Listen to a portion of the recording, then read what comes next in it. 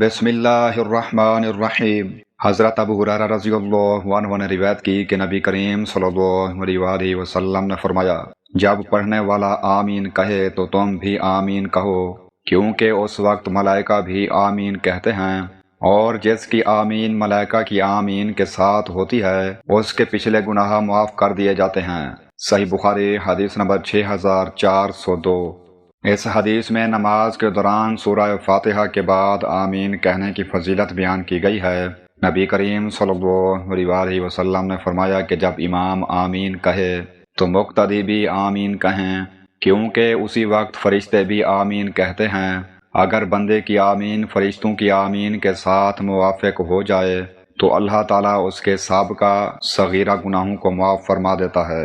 اس حدیث سے معلوم ہوتا ہے کہ نماز میں دل کی حضوری اور سنت کے مطابق آمین کہنا بہت بڑی فضیلت کا باعث ہے۔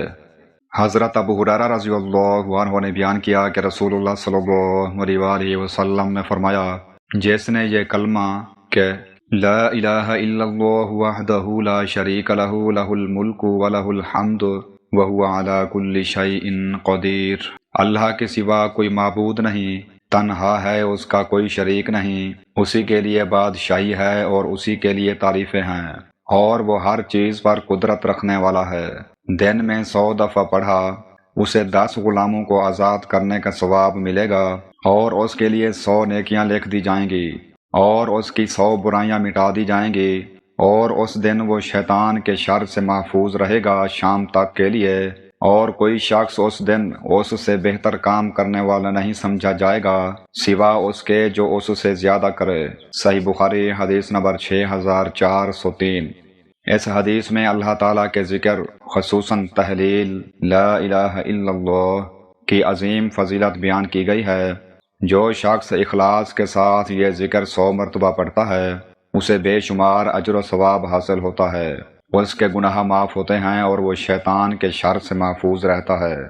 حضرت ابو ہریرہ رضی اللہ عنہ نے روایت کیا کہ رسول اللہ صلی اللہ علیہ وآلہ وسلم نے فرمایا، جس نے سبحان اللہ وبحمدہ دن میں 100 مرتبہ کہا اس کے گناہ معاف کر دیے جاتے ہیں، خواہ سمندر کی جھاگ کے برابر ہی کیوں نہ ہوں۔ صحیح بخاری حدیث نمبر 6405۔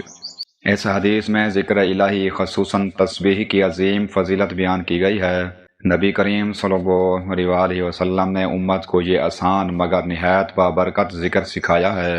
جو شخص اخلاص اور یقین کے ساتھ روزانہ 100 مرتبہ سبحان اللہ وبحمدہ پڑھتا ہے، اللہ تعالیٰ اس کے صغیرہ گناہوں کو معاف فرما دیتا ہے۔